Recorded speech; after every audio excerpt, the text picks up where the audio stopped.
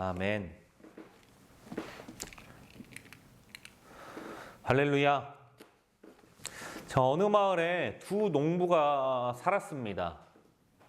두 농부는 같은 직업군이라는 농부라는 이 직업은 있었지만 그들의 삶의 모습은 완전히 달랐습니다. 한 농부는요, 봄이 되기도 전에 봄을 위해 그리고 실과를 맺기 위해 누구보다도 열심히 일했습니다.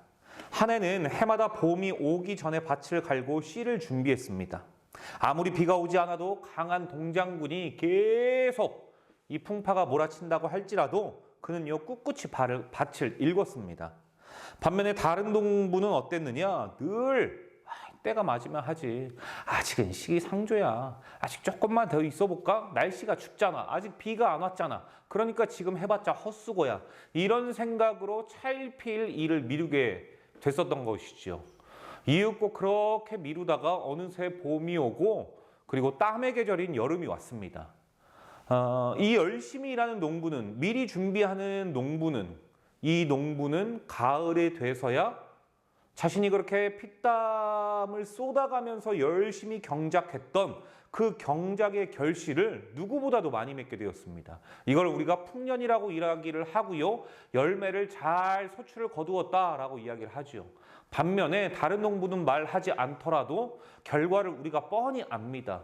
우리가 이런 것들을요, 두 말하면 잔소리라고 이야기를 하고 또 세 말하면 입 아프다라고 이야기를 하죠. 그리고 우리나라 속담엔 이런 말이 있습니다. 콩 심은 데 콩 나고 팥 심은 데 팥 난다.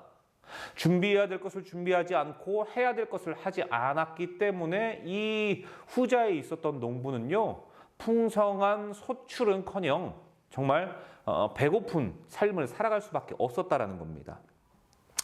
여러분, 무슨 말씀을 드리고 싶냐면 인생에 있어서 순종만큼 좋은 결과로 이어지는 것은 없다. 이 말씀을 드리고 싶은 거예요. 그래서 순종을 저는 준비라고 말하고 싶습니다. 또 순종을 준비라고 말하는 것과 동시에 씨앗이라고도 말하고 싶습니다.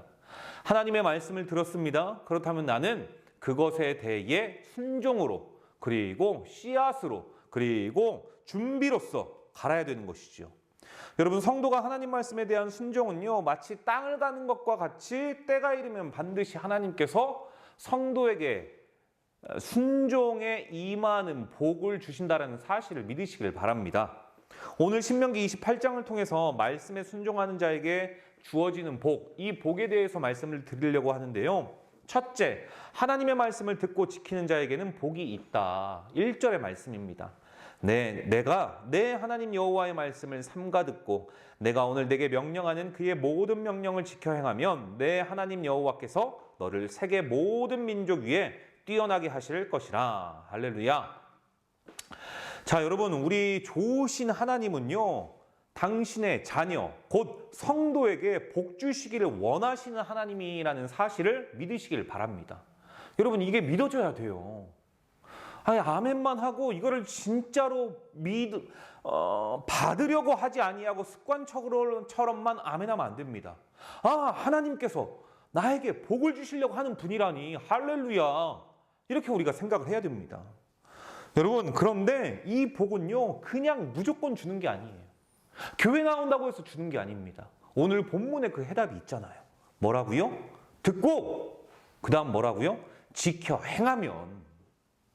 그래서 여러분, 가장 미련한 성도는요, 예배 시간을 단순히 하나님의 말씀을 듣는 것으로만 생각하는 성도들, 그게 바로요, 여러분, 가장 미련한 성도라는 겁니다. 하나님의 말씀을 듣고 끝내는 것은요, 그저 복이 아니라 내 만족이에요. 오늘 그냥 예배 드리지 않으면 뭔가 깨림칙해서. 여러분, 생각하는 게 우리가 깨림칙하기 때문에 교회 다니면 안 되는 거죠. 한 아이는요, 그러더라고요. 혼내지 마, 혼내지 마. 그 아이의 부모인데 혼내지 마, 혼내지 마.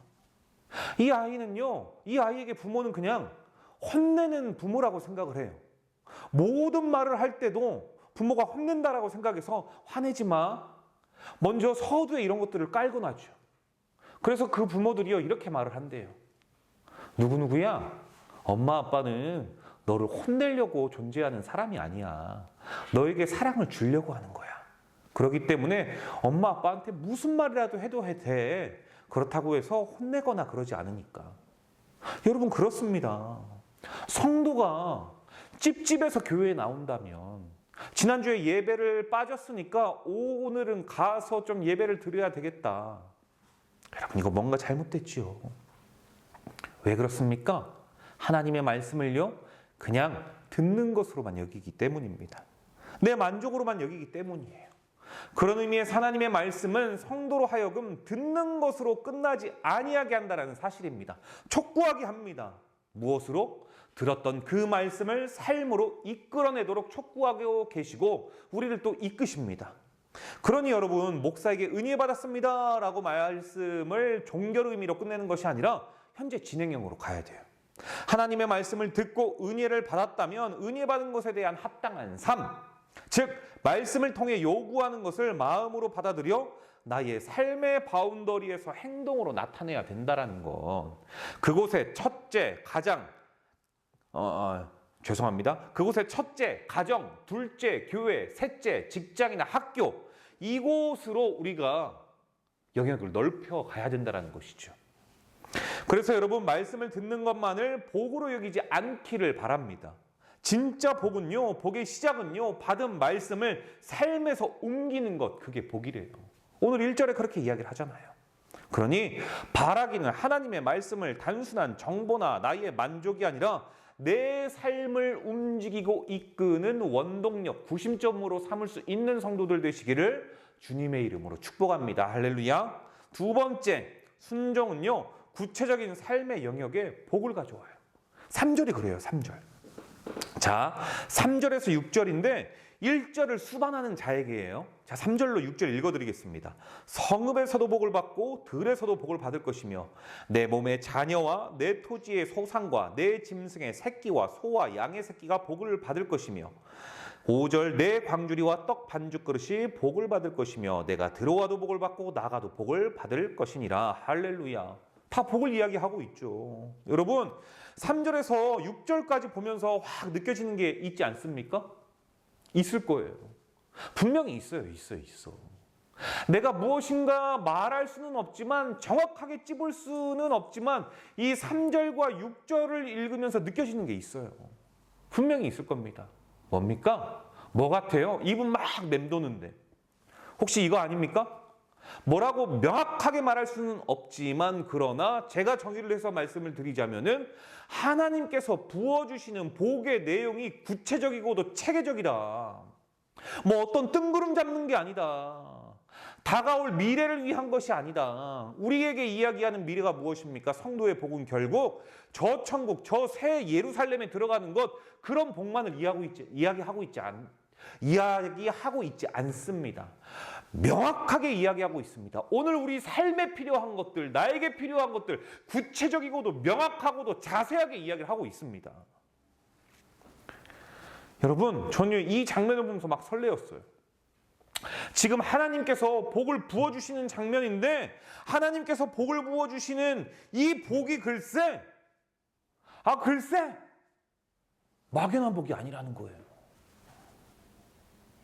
이렇게 구체적이고도 명확한 복이 어디 있습니까? 여러분 무당이 어떻게 하는지 잘 보십시오. 잘 보십시오. 무당 보통 이럽니다. 비 오는 날 조심해. 물가에 가지 마. 올 여름 해군이 있어. 그러니 물가 꼭 가지 마.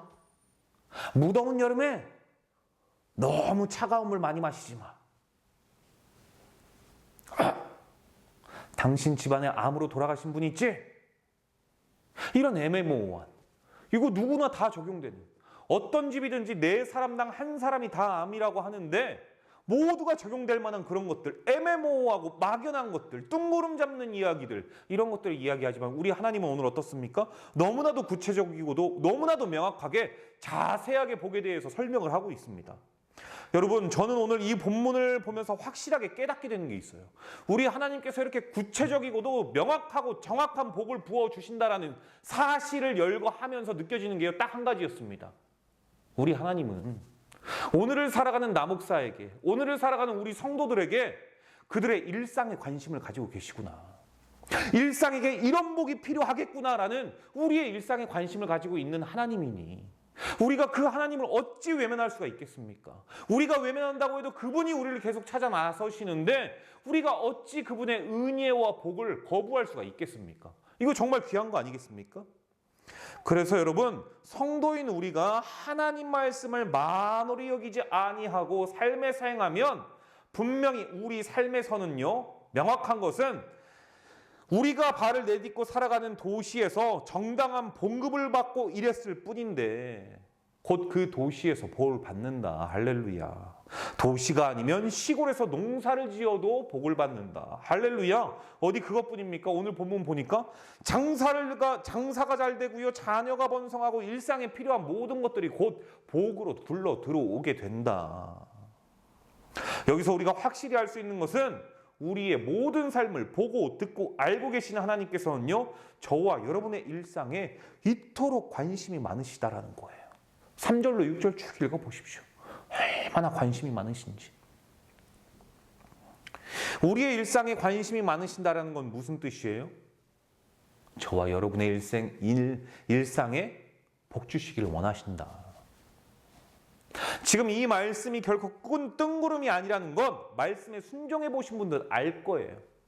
직접 그 하나님의 말씀을 체험해 보신 분들은 알 겁니다. 고개 끄덕이시는 분들. 그런데 만약 그런 게 어디 있어? 도대체 뭔 소리 하는 거야? 라고 이야기하시는 분들이 있다면, 그런 생각을 가지고 계시는 분들이 있다면 이건 하나님 탓이 아니죠. 내가 나를 돌아봐야죠. 나는 내 일상에서 하나님의 말씀을 듣고 지키고 행한 적이 있는가? 아니면 나는 하나님의 말씀을 듣기만 했는가? 그리고 목사의 말이 이건 이렇네 저건 저렇네 감나라 배나라 하진 않았는가?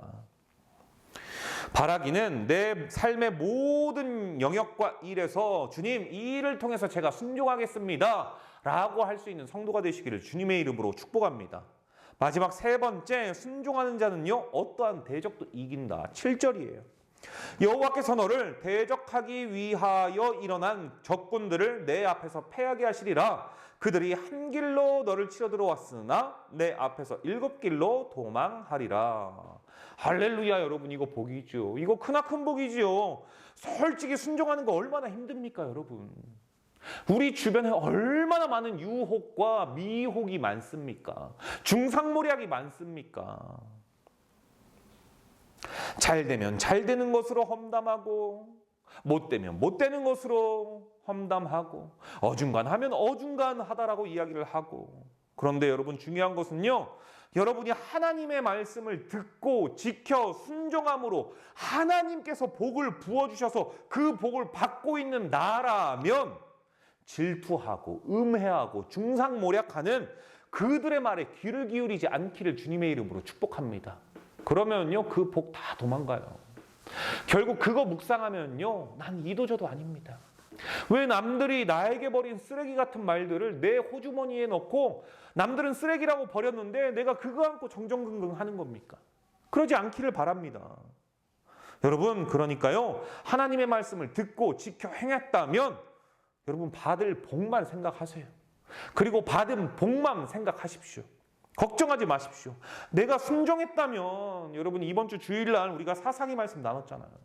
전쟁은 여호와께 속한 것이니 하나님을 선택했고 하나님으로 내가 인생의 승부수를 띄워보고자 하는 성도라면은요, 그런 성도를 하나님은 절대 포기하시지 않는답니다. 뭐라고요? 누가 포기하지 않는다고요? 하나님이 포기하지 않아요. 여러분, 하나님이 어떤 분이십니까? 천지를 창조하시고요, 해, 달, 별, 이 모든 것들을 운영하신 분이십니다. 운행하시는 분이시고 태초부터 지금까지 역사를 이끌고 계시는 분이세요. 그분은요, 여러분 지팡이로 물을 내셨던 분이고요, 지팡이로 명하여 여러분 홍해를 가르신 분이십니다. 지금 그분께서요, 하늘의 별들을 운행하시는 분께서 나를 위해서 싸워주신다. 할렐루야. 여러분, 그렇다면 우린 그런 하나님께 인생의 승부수 한번 띄워볼 만하지 않습니까? 유튜브를 시청하신 여러분, 무엇을 망설이십니까? 주님께 한번 걸어보십시오. 그러면은요, 내가 들어가도 복을 받고 나가도 복을 받는데요. 복 받는 것으로 배 아파하는 자들이 나를 치러 왔다가 하나님이요, 내 새끼를 치려고 하느냐? 그 치러 들어왔던 사람요, 한 길로 들어왔겠지만 손, 발, 눈, 코, 입 어디에 있는지도 모르게 자신의 것들이 7길로 도망간대요. 할렐루야. 이러니 여러분 대단한 거 아닙니까? 7길로 도망간대요. 7길. 숫자 7. 하나님의 완전수. 여러분 무슨 말입니까? 이건 100%죠. 하나님에 의한 완전수라면 하나님께서 완벽하게 이 모든 것들 책임지겠다라는 거고, 동시에 여러분 참 대단하게도 오늘 이 말씀이 7절에 있잖아요. 확실하다라는 거 아니겠습니까? 명확하다라는 거 아니겠습니까? 내가 한 미국이 우리나라를 위해 핵 우산으로 내가 확실하게 중국, 북한, 러시아가 핵을 쏘면 우리가 확실히 핵 우산으로 막아주겠다. 그런데 여러분 북한에서 여러분 쏘는 이 대륙간 탄도미사일이요, 알래스카까지 간다고 합니다. 내 집 앞마당에 핵이 떨어지는데 미국이 언제까지 우리나라를 방어해 줄 수 있겠습니까? 여러분 그런데요, 하나님은 99.9% 내가 너를 보호해 줄게, 이게 아니에요. 숫자 7, 7길 7절 완벽하겠죠. 조금도 틈이 없죠. 그 어떤 것도 감히 건들지 못하는, 하나님께서 내 힘으로 싸우는 것이 아니라 하나님의 힘으로 싸워주신다. 고로 우리에게 요구되는 것은 인생에 찾아오는 딜레마, 여러 문제 앞에 내가 봉착했을 때 인간적인 방법보다 하나님의 말씀을 듣고 읽고 묵상하고 기도하며 그 순간순간 나에게 주시는 순종의 요구에 내가 순종하면서 살아갈 때, 그러면 겁낼 게 없다. 왜냐? 하나님이 바로 나의 편이기 때문입니다. 그렇다면 지금 여러분이 싸우고 있는 인생의 문제들은 무엇입니까? 그 싸움의 선한 결과가 나타났습니까? 아니면 아직도 현재 진행 중입니까? 그렇다면 이제 순정함으로 싸워야 할 때임을 믿으시기를 바랍니다. 하나님은 결국 반드시 여러분을 승리하게 해주십니다. 결론인데요, 오늘 본문은 단순히 복받자라는 이야기를 드리는 게 아니에요. 복의 본질에 대한 이야기죠. 복의 본질, 순종이라는 겁니다. 들어가는 예화에서 말했던 것처럼 그 농부처럼 봄에 밭을 갈고 씨를 뿌리는 수고가 있어야 내가 열매를 거두듯이 하나님의 말씀을 듣고 행하는 순종의 삶에서는 반드시 하나님의 복이 따라올 수밖에 없다. 이 순종을 이야기하는 거예요. 여러분, 우리 오늘 결단합시다. 5분 후 결단 늦어요. 내일 결단 늦습니다. 이제 우리는요, 듣기만 하는 신앙인에서 벗어나 지켜 행하는 신앙으로, 지켜 행하며 나아가는 신앙인으로 거듭날 때임을 믿으시길 바랍니다. 기도하도록 하겠습니다. 복 주시